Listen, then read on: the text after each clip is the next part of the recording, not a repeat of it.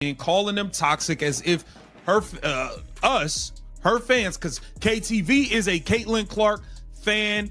She's my favorite basketball player to watch, male or female. Point blank, period. Now she's calling us toxic for saying the obvious about the sabotage that was going on in this league and how this woman has been targeted since before she even stepped foot in it, all while Stephanie White wants to ignore the facts of what the other players in this league have done, from disrespecting fans, starting fake racial. Get ready for this, because Stephanie White dropped a statement that blasted through the league and shook the whole basketball world. Her words didn't just fall out by accident. They hit like a siren going off in the middle of a crowded arena. She didn't give some light comment or a harmless opinion. She straight up labeled fans as toxic, and people instantly took it as a direct hit aimed at Caitlin Clark's massive and unstoppable fan base. The moment those words hit the internet, the reaction exploded, spreading outrage across social platforms and through every corner of the basketball community. And this didn't feel like some random slip of the tongue, not even close. It came across like a bold, intentional move, and now fans are demanding real answers. Even louder than that, they're calling for her to be removed from her coaching spot with the Indiana Fever, pushing the league into a major crisis.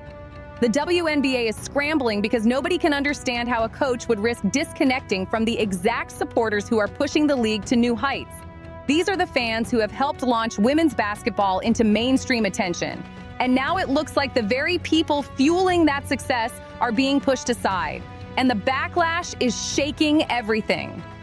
This moment has sparked a storm that's roaring through the world of professional women's basketball, and it's way too big for anyone to ignore. The tension is real, the debate is heated, and the impact is spreading faster by the minute. Ignore the facts of what the other players in this league have done, from disrespecting fans, starting fake racial investigations, going on platform. I'm gonna give you the facts that Stephanie White wanted to leave out. This is nasty work. And now it's important to recognize something crucial.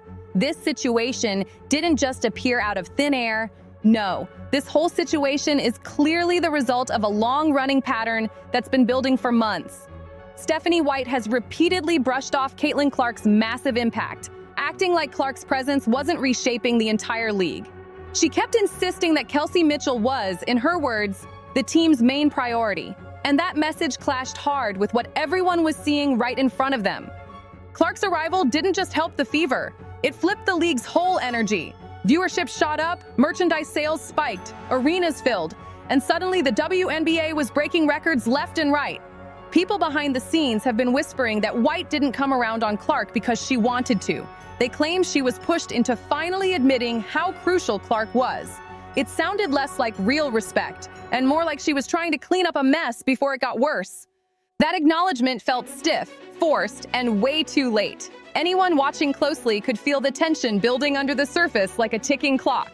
And now, with this latest wild statement blasting the fan base, everything has finally snapped wide open. Paige Beckers did too, but they don't need to be a part of the Caitlin Clark conversation. Caitlin Clark is the reason for the boom in the WNBA, point blank, period. It's not because of no Angel Reese. It's not because of no Paige Beckers.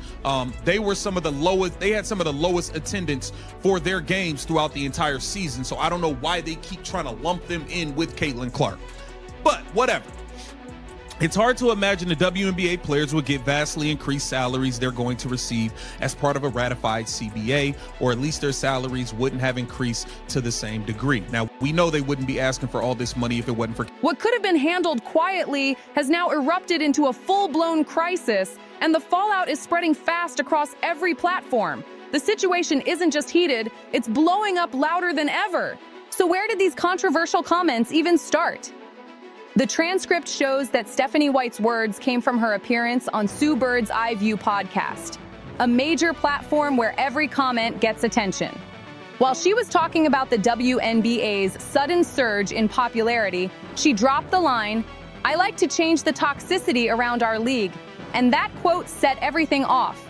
Now, if you hear that one sentence by itself, it sounds perfectly noble. Who wouldn't want less toxicity?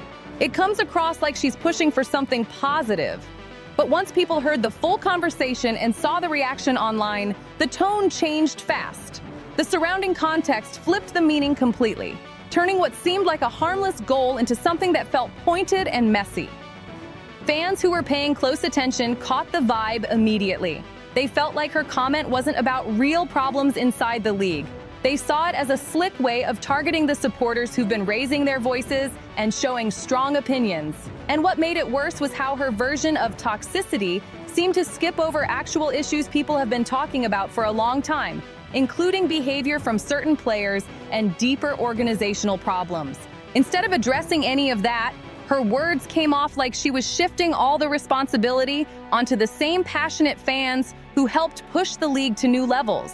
Supporters felt like they were being blamed just for speaking up, and that hit a nerve instantly. The moment people realized what she implied, the backlash erupted with serious force. Now, you are ignoring the things that the players have done. These players have gone on. Arike Agumbawale was on ESPN during Caitlin Clark's rookie year, calling out fans saying, "We don't want you."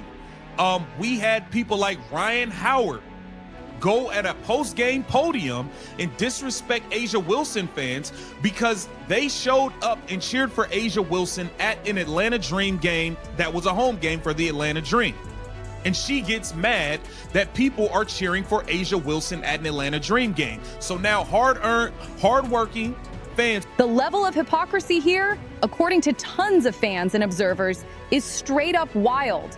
While Stephanie White was calling out so-called toxic fans with full confidence, she noticeably stayed silent about a whole list of player behavior that has stirred up negativity inside the league for a long time. And we're not talking about small disagreements or backstage drama. These were big, public moments where players disrespected supporters right out in the open. There were shocking claims thrown around, messy disputes, and heated rivalries blasting across social media for everyone to watch. These situations were impossible to miss, and they clearly added serious tension to the league's already shaky atmosphere.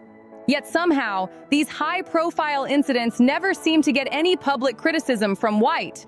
That silence made people question what her real motive was, because the pattern looked way too convenient.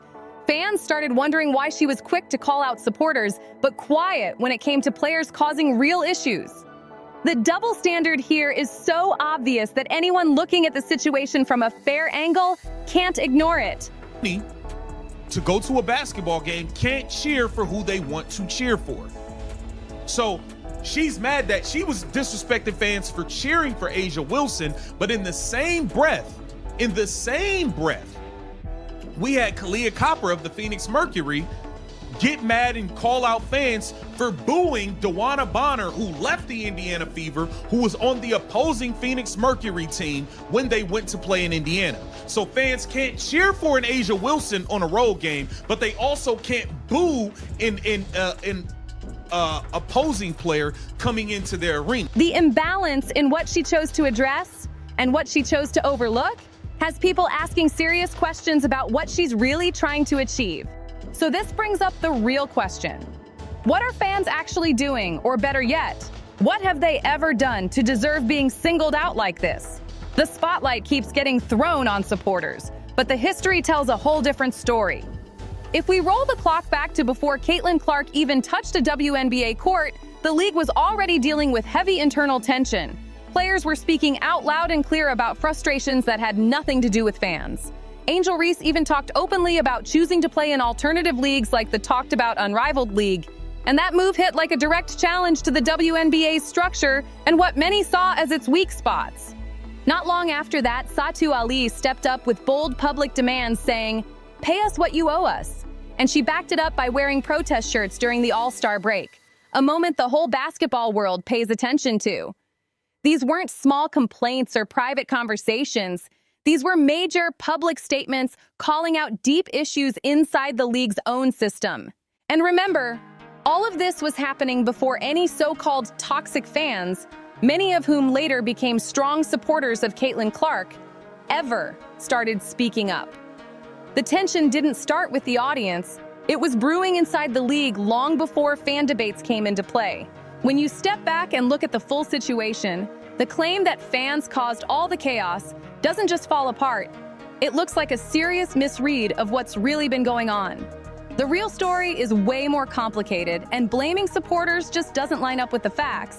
Wilson on a road game, but they also can't boo in opposing player coming into their arena. What can fans do? We've seen all types of fans be called racist. Black fans of Caitlin Clark, like myself, be called the raccoons, all types of stuff. These people come at the fans all the time. The players. You never address the things that these players have done to contribute to any negativity around the league. You never do that. It took Nafisa Collier getting taken out. Now let's break this down for real, because the truth is loud. The WNBA's massive surge in popularity didn't just happen out of nowhere. Most of that momentum came straight from Caitlin Clark's pull, and everybody sees it. This isn't an opinion, it's numbers, it's data, it's reality, and it hits like a spotlight every time she steps on the court. But even with that being crystal clear, the league keeps trying to water down her impact. They keep tossing in names like Angel Reese and Paige Bueckers, acting like it's all one big group effort, even though their teams are still dealing with some of the lowest attendance numbers in the entire league. Fans catch on to that fast because it feels like a smooth way to hide Clark's unmatched influence. And here's where the frustration gets real. While the league plays down her effect publicly, they're also using her star power to sell out arenas, boost TV ratings, and push merch like never before. It's a double move that fans see right through, and it hits them hard because the contradiction is too obvious. Supporters watch their favorite player lift the league to new heights, while people try to spread the credit around in a way that doesn't match the numbers or the impact. It feels like Clark's shine is being dimmed just so others can ride the wave she created, and that rubs fans the wrong way every single time. And this whole dynamic, this constant tug of war over recognition, is exactly the kind of thing that stirs up the tension Stephanie White labeled as toxicity. The frustration didn't appear from thin air. It grew from moments just like this. Here's where the money side of things hits with full force, and it's impossible to deny. The massive spike in attention the WNBA is enjoying, pushed mainly by Caitlin Clark, is the reason players are now on track to receive way higher salaries under the new collective bargaining agreement. The financial wave didn't just roll in on its own. Clark brought the crowd, the ratings, and the revenue that made these raises even possible. To keep it real, without her impact, these big pay jumps probably wouldn't exist, at least not at this level. That's just the straight truth, and tons of fans see it clearly. But what's wild is how many players and coaches seem hesitant to admit it, almost like recognizing Clark's influence would somehow take something away from them. That unwillingness creates a serious divide between the people benefiting from the league's growth and the group that made the growth possible, the new energized fan base Clark attracted. And when those same fans get criticized or dismissed, it feels like a direct insult to the folks who brought in the money, spent on tickets, filled arenas, and boosted every metric the league celebrates. The whole situation hits like a slap in the face to supporters who only showed love and invested their passion into the game. And that tension didn't stay quiet. It blew up fast. Things reached a boiling point when fans started calling out specific situations where players were being disrespectful, moments that somehow never got mentioned or criticized by White. That silence added gasoline to an already heated moment, making the backlash even louder. Think about this for a second, because the situation gets wild fast. When Rickna Williams from the Las Vegas Aces went on ESPN during Clark's rookie season, she boldly said on national TV, "We don't want you." And that hit viewers instantly. That message came off as sharp and unwelcoming toward the new fans who were just starting to fall in love with the league because of Clark's rising star power. A comment like that, aimed at fresh supporters, created an energy that felt cold, and many people felt it should have been addressed directly instead of brushed aside. But instead of calling out comments like that, Stephanie White chose to put the heat on the same fans who were simply trying to enjoy the sport and cheer for the athletes they admired. That move struck people hard because the imbalance in what got called out and what didn't was impossible to miss. Then there was Ryan Howard from the Atlanta Dream, who publicly criticized the fans of Aja Wilson for cheering loudly for their favorite star during a Dream home game. Imagine paying good money to watch a professional matchup and then basically being told that cheering for a superstar isn't allowed. Supporters were stunned because cheering, loud, proud, and real, is the heartbeat of any sport. And this wasn't some tiny misunderstanding. It looked to many like a display of entitlement mixed with a disregard for the supporters who make the entire system run. Fans are the ones who buy merch, tune in, stream games, and fill arenas, and moments like that made them feel pushed away instead of valued. Yet through all these situations, White stayed publicly quiet. No comment, no call-out, nothing. But when fans reacted, that's when her criticism came out strong, and people noticed the difference. And the examples didn't stop there. When Dejanai Carrington, a former Fever player, returned to Indianapolis with her new team, fans booed her, which is something you see in sports everywhere. Kalani Brown of the Phoenix Mercury then publicly scolded those same fans for booing. So suddenly, supporters were being told they can't cheer for a visiting superstar and they can't boo a former player who switched teams? That left people confused because it made it seem like fans were expected to sit quiet no matter what. Supporters started asking the real question: what exactly can they do without being called toxic or disrespectful? This back and forth, mixed with unclear expectations, made the atmosphere tense and frustrating, adding even more division across the whole WNBA community. And the important thing is this: these aren't just small moments or random misunderstandings. These situations stack up, creating a pattern fans can't ignore. The confusion, the mixed messages, and the public reactions from certain players all added more heat to the fire, shaping an environment that felt unwelcoming to the people who keep the league alive. This whole situation gets even heavier, and the tone shifts into something way more disturbing. Some Black fans of Caitlin Clark, including the creator who first exposed Stephanie White's comments, have been hit with ugly accusations and insulting labels coming from certain voices connected to the WNBA community. This kind of targeted disrespect, especially when it leans into racial themes, has shocked a lot of people because it shows a deeper, more harmful type of negativity that never seems to get addressed by White or anyone else in authority. It's heartbreaking for supporters who just want to cheer for a player they enjoy, only to face offensive attacks from individuals they once looked up to. And yet, the league's main narrative keeps pushing the idea that fans are the ones causing problems while ignoring very real issues happening inside the system itself. Let's talk about the numbers that fans kept pointing out, because they matter. It was players on the court, not fans in the stands, who were responsible for Caitlin Clark becoming the most aggressively fouled player in the entire league. That stat shook people because it showed clear, repeated physical targeting that often went without proper whistle calls. Supporters saw what was happening, they reacted, and their frustration made sense.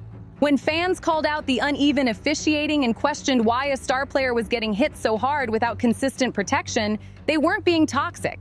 They were asking fair questions. Blaming them for speaking up about obvious double standards just felt like avoiding responsibility instead of facing the truth. And the concerns didn't stop with the players. They extended straight to the Indiana Fever organization under White's leadership. Fans began noticing serious inconsistencies around Caitlin Clark's health updates. The team was accused of hiding injuries, downplaying her condition, and still sending her onto the court night after night to sell tickets and keep revenue flowing. That created tension fast because supporters felt like they were watching a valuable player being pushed too hard for financial gain. Conflicting reports about her health came from the same organization, leaving people confused, upset, and feeling like something wasn't right. Fans started questioning whether Clark's well-being was actually the priority, or if she was being treated like a business asset instead of an athlete who needed proper care. All of this left supporters feeling misled, worried, and taken advantage of, and those emotions didn't come from nowhere. They came from the actions of the people and systems inside the league, not the fans who just wanted honesty and fairness. About fans. The organization, there's been organizations such as the Indiana Fever who lied and hid injuries about Caitlin Clark the whole time, all while using her to sell tickets and saying she's game to game and day to day for months at a time. You don't think that contributed? See, you guys want to make this just about the fans, and I've watched all of these players go out and disrespect fans, all while trying to use the money and the fandom that Caitlin Clark has brought in to capitalize and to make money off of. What are we talking about here?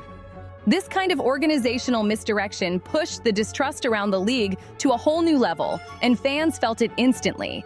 Yet somehow, even this got brushed aside in Stephanie White's broad claim that supporters were the source of all toxicity. The pattern was hard to ignore because the criticism kept falling on the crowd instead of the systems creating the confusion. And here's the bigger picture. The WNBA is right in the middle of major negotiations for its next collective bargaining agreement, with salaries sitting at the center of the debate. The only reason players even have the leverage to ask for these new, higher paychecks is because the league exploded in popularity, and that surge was fueled mainly by Caitlin Clark's massive impact. Without that momentum, the conversation would look completely different. So when athletes publicly criticize the same fans whose support gave them that negotiating power, it sends a message that feels completely out of sync with reality. It comes off like a lack of awareness, a lack of appreciation, and a lack of long-term thinking, all at once. It's a risky move that could end up distancing the exact audience that's helping the league climb to new heights. Alienating a fan base, this energized is like turning your back on the golden goose that's laying the profitable eggs, and the timing couldn't be worse. The league is in a moment where connection with supporters is crucial, not optional, and fans know when they're being sidelined instead of valued. And the main argument against White's stance is actually simple. If someone truly wants to address toxicity in the league, they have to address all of it, not just the parts that are easy to point at. That means calling out situations where players launched fake racial claims, where they disrespected fans at home games, where they booed former teammates, and where they publicly dismissed new supporters who brought fresh energy into the sport. It also means holding organizations responsible when injury reports don't line up, when star players might be pushed too hard for ticket sales, and when athletes get treated more like marketing tools than respected professionals. True accountability doesn't skip around. It shows up everywhere it's needed. Fans aren't asking for perfection. They're asking for fairness, honesty, and a league that stands on both feet, not just one. And until the league confronts every piece of the problem with the same intensity, the conversation about toxicity will never feel complete. Selective outrage, where only one group gets called out while everyone else gets a free pass, isn't a real solution at all.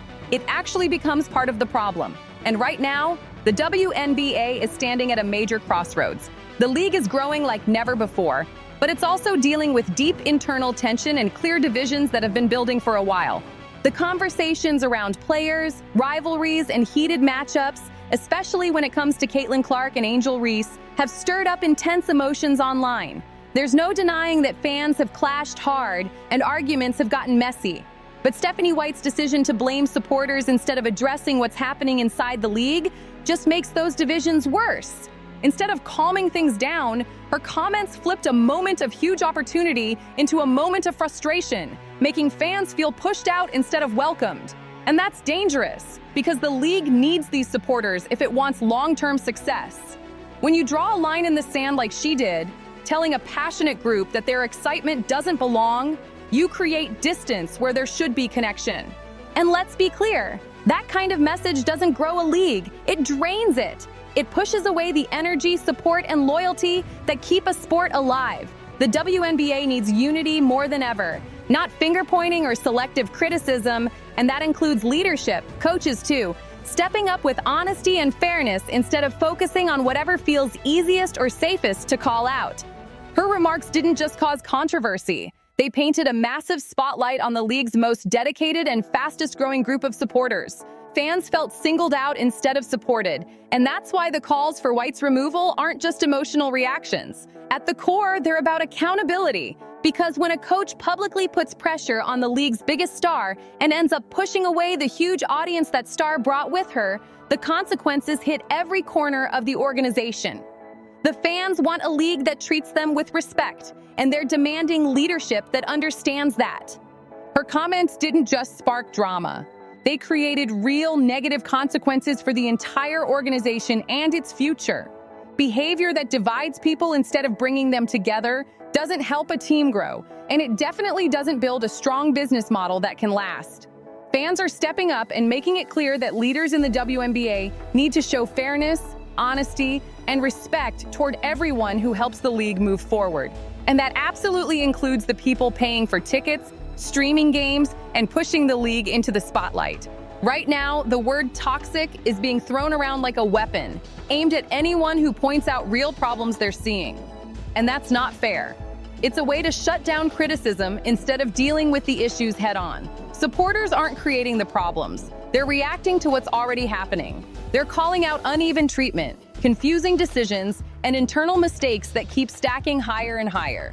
Dismissing those concerns as toxicity is a way of avoiding the truth instead of fixing what's broken. The real negativity might not be coming from the fans at all. It might be coming from the refusal to look in the mirror and admit that some things inside the league need to change. Stephanie White's remarks didn't just cause a momentary stir. They exposed deeper cracks within the WNBA that can't be ignored anymore. And now the league is standing at a crossroads. Will it welcome this new, diverse, passionate fan base and actually listen to the concerns being raised? Or will it keep pushing people away by placing blame on the same supporters who helped lift the league to the next level? This moment matters more than people realize. The future of women's professional basketball depends on how the league responds right now. Fans are no longer sitting quietly in the back. They're stepping forward, speaking up, and demanding real accountability and real respect from everyone involved in the sport. And the growing call for Stephanie White's removal isn't just noise. It's a sign that supporters expect leadership that values them, not leadership that shuts them out. And now we've reached the breaking point, the moment where everything that's been boiling finally spills over with no way to push it back down. The chaos, the contradictions, the mixed messages, the silence in all the wrong places. It's all stacked up into one massive spotlight, shining straight on the WNBA's future. And trust me, that light is bright. Because this isn't just about one podcast comment or one coach slipping up. This is about an entire culture inside the league being challenged by the very people who helped elevate it to new heights. Fans aren't asking for perfection. They're asking for honesty. They're asking for leadership that respects them. They're asking for a league that doesn't turn around and push them away after they show up with full energy and full support. And now, the WNBA has a choice that can't be avoided anymore. Will it step forward, own its mistakes, and rebuild trust with the massive, diverse wave of supporters who showed up ready to ride for this league? Or will it keep pointing fingers at the crowd instead of fixing the cracks happening inside the house? That decision is going to shape everything. The culture, the viewership, the players' futures, all of it. The calls for Stephanie White's removal aren't just angry reactions. They're the loudest signal yet that fans won't settle for being blamed while the real problems slide by untouched. People want accountability from every direction, and they're not backing down this time. And if you want the truth, the real, unfiltered truth behind every twist in this saga, you already know where to find it. CourtsideLeaks stays locked in on every storyline, every contradiction, and every messy detail the league tries to gloss over. If you want the inside scoop with no sugarcoating, hit that follow and stay plugged in because this story, it's far from over, and the next chapter might be even wilder.